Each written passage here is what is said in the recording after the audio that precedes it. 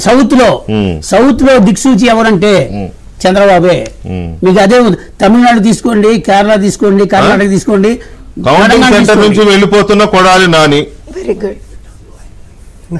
Counting centre నుంచి వెళ్ళిపోతున్న Kodali Nani, mic పెడితే కౌంటింగ్ సెంటర్ నుంచి వెళ్ళిపోతున్న కొడాలి నాని. అదేనా విధులు?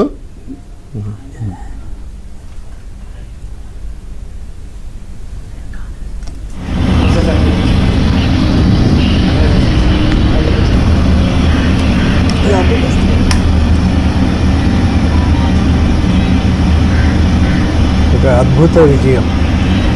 మార్గాన్ని భారత్ వెళ్ళిపోయినట్టున్నాడు. Counting centre right. Welcome back. ఈ బాలకోట గారు, ఈ కొడాలి నాని పోలింగ్ బూత్ నుంచి, కౌంటింగ్ బూత్ నుంచి వెళ్ళిపోవడాన్ని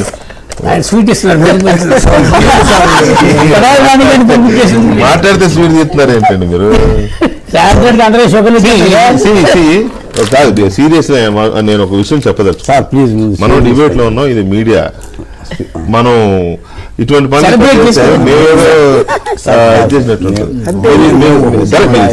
తీసుకుంటాం, వద్దని చెప్పను, కానీ ఇది ఇక్కడ జరగకూడని కార్యక్రమం. ఇక్కడ ఏమైనా విశ్లేషించవచ్చు. Okay, right. ఎనీవే, ముందు మీకు పెడతానండి.